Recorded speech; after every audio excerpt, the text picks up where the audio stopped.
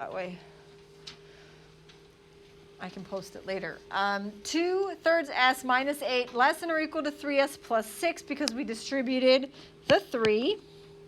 Now, you have an option to deal with the fraction, but I generally prefer not to deal with the fraction. I generally prefer to get rid of the fraction.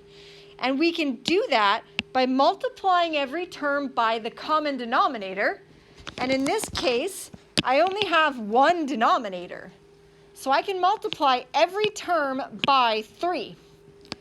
When I multiply the first term, the 2/3 s by 3, the fraction goes away. Okay, so I'm going to multiply every single term by 3. The biggest mistake people make when doing this fraction buster is not multiplying everything. So here, I'm really multiplying by 3 over 1. 3 divided by 3 is 1. That makes this 2s. Now my fraction's gone. Minus 24 less than or equal to 9s plus 18. Okay. So the best way to deal with fractions is to get rid of the fractions. And we do that by multiplying the entire equation by the common denominator. Now, I prefer to bring my variable to the left side always, so that when I have to graph my answer, I don't have to flip the inequality. So I'm going to subtract 9s. Now, that doesn't mean if you subtract 2s, you did anything wrong. You're going to get the same answer. So I have negative 7s minus 24 is less than or equal to 18. And then we're going to add 24. So I have negative 7s less than or equal to 42. Now divide by negative 7. Now here's one time. We have to remember that the inequality changes if I divide or multiply both sides by a negative. Okay, so if you're not doing that, then you're going to get the wrong sign if you're looking at an inequality as well. Absolute value. So s is greater than or equal to negative 6. And then your homework didn't ask you to graph it, but we are going to ask you to graph on the test. So only the inequalities, we don't graph the equations. So greater than negative 6 is shaded to the right. Okay, that's a 6. Now, number 5 is 5/4 minus 1/6 y greater than or equal to 3/2. Is this the problem? Yeah, okay. Now, again, I'm going to use the same strategy as number 4, and I'm going to multiply everything by the least common multiple. My least common multiple for 4, 6, and 2 is what? I think I'm hearing 12, right? Remember that a multiple is something that it multiplies to, a bigger number. Okay, a factor is something that they can all be divided by. So the common factor of 4, 6, and 2 would be 2, but the common multiple is 12. So I'm going to multiply every term by 12. Okay, 12 over 1, technically. And then I'm going to cross cancel and simplify. Okay, now there's a lot of teachers that don't teach their kids to cross cancel when simplifying fractions like this, multiplying fractions in elementary school. And hopefully yours was not one of them.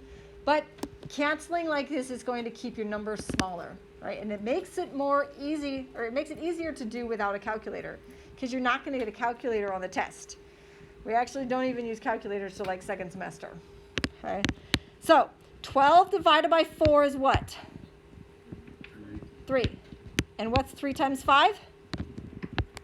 15. Okay, so 12 times 5/4 is 15. You can do it the long way. 12 times 5 is 60. 60 divided by 4 is 15. That's not as quick in our head as 3 times 5 is, and 12 divided by 4. What about 12 and 6? 12 divided by 6 is what? 2. So I have negative 1 times 2. That's negative 2y.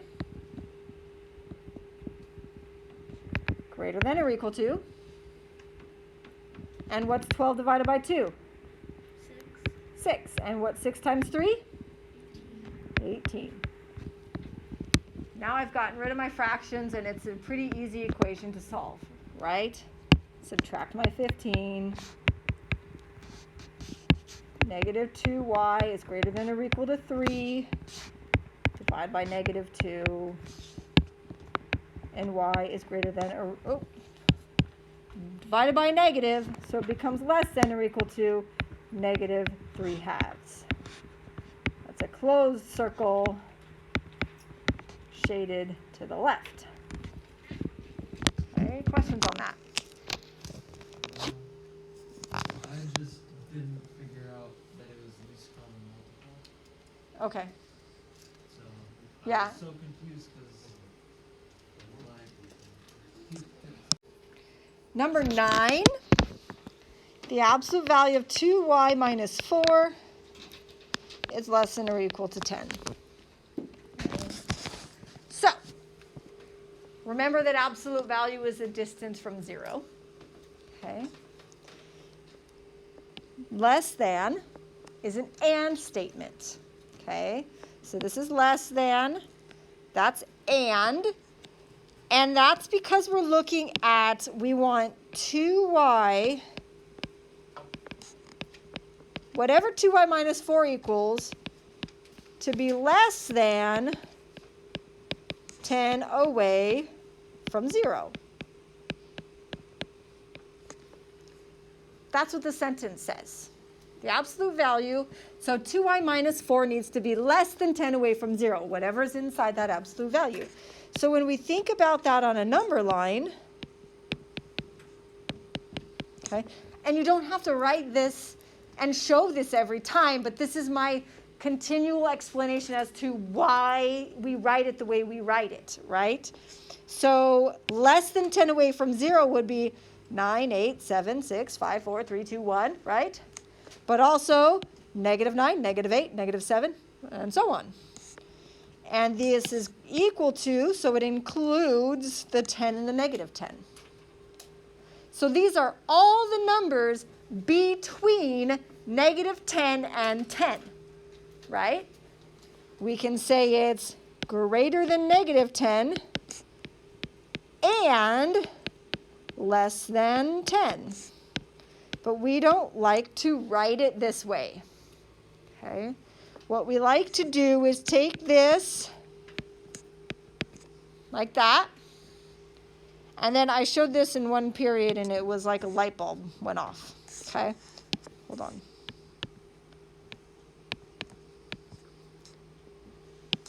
And we take this,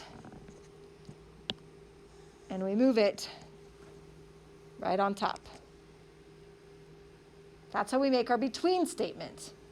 But now instead of it being x, what's in the middle? The 2y minus 4. Okay? So we're going to write negative 10 less than or equal to 2y minus 4 less than or equal to 10. Okay? We are training you to be mathematicians whether you like it or not. And mathematicians don't write it like this. Mathematicians write it in a between statement. Because again, we're lazy. Why write 2y minus 4 more than once? Are we going to get marked down on the test if we write it like that? I might take off a quarter, half point. Okay? And then there's other things like, notice there's no absolute value signs anymore. You guys tend to carry your absolute value signs all the way through the problem. Okay? At this point, we are no longer looking at absolute value. We're saying what's between here, the 2y minus 4, has to be between these two numbers. Absolute value's gone. Okay? We cannot actually, it's incorrect to write here, add 4, with the absolute value signs around it. Okay, you got to write your equations, your two equations without it, and then move on. Okay? So on the next two assignments and the extra credit, if you haven't already done it, and if you didn't get extra credit, let me know. I have copies for you. Practice the between notation. Once you get good at it, it's a lot easier. than writing the two equations. Okay? Then we just what? Add 4. And we add 4 to the middle, we add 4 to the left and the right. -6 less than or equal to 2y, less than or equal to 14. Divide by 2. -3 less than or equal to y, less than or equal to 7. And on number line,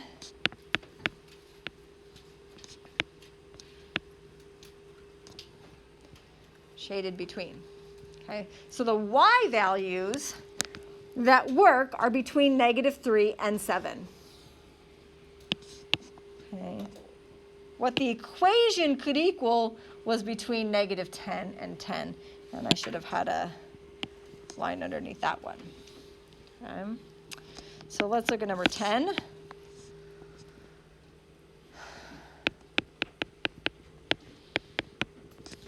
The absolute value of x minus 1/2 equals 9. So here's an example. A lot of people just start adding 1/2 to both sides. Okay? I will mark you off if you do that. I want to see two equations. X minus 1/2 equals 9. X minus 1/2 equals -9. And then you can start solving. So if you write this step down and have absolute values in it still, I'm going to mark you off. Okay? That'll be 4 days of warning you and then writing it all over your homework assignment that there should be no absolute values at this point. Okay? You've taken it and said what the inside the absolute value can equal is 9 and -9. Okay? So then we're going to add 1/2. And x equals 9.5. And add 1/2. And x equals -8.5. And you can leave them mixed, or you can make them improper, or you could get common denominators. If you wanted, you can multiply everything by 2 to get rid of the fraction and solve it. Right? I tend to only do that when the fraction is bigger. When I'm adding a subtracting 1/2, I tend not to use fraction buster, but it can be done.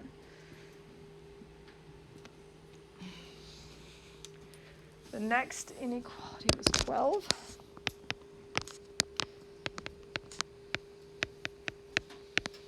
So we have the absolute value of 11 minus 3x is greater than 4. The absolute value is by itself. It's greater. So this is going to be my or inequality. And I cannot write this as 1. This one I have to write separate. So I have 11 minus 3x is greater than 4, or 11 minus 3x is less than -4. Now that's the usual question. Why did it change to less than? Right? This was greater than. Why did that change?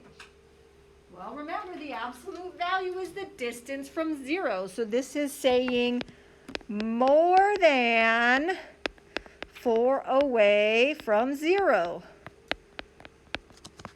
If I want to be more than 4 away, I got to be greater than 4. Can I be greater than -4? Are these numbers that are greater than -4 more than 4 away from 0?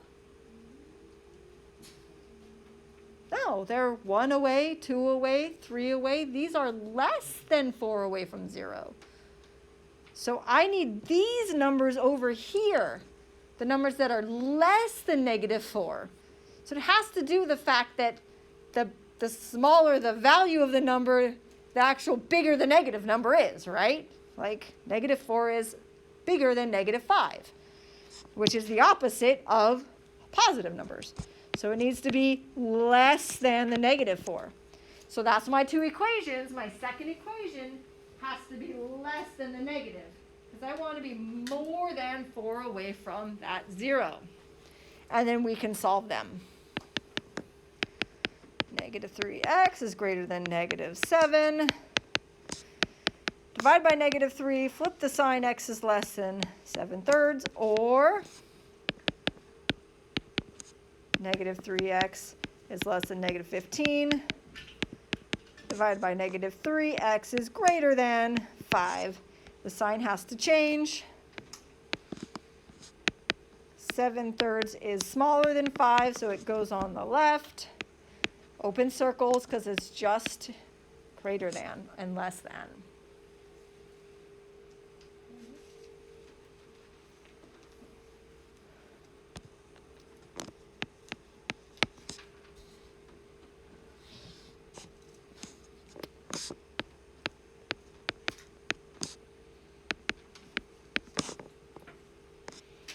Okay?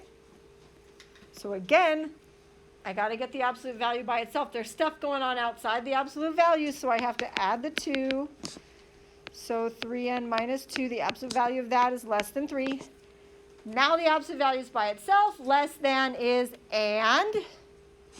So that's a between statement. Negative 3, less than 3n minus 2, less than 3. Then we can solve that. I'm going to leave the solving of that up to you.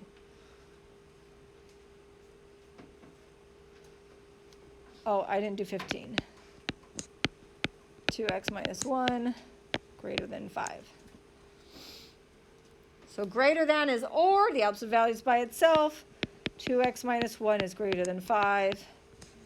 Or 2x minus 1 less than negative 5. Okay. Again, oh, wait, what just happened to everything? I don't know what just happened. Okay. So again, my absolute value bars are gone once I write my compound inequality, whether it's an and or the or.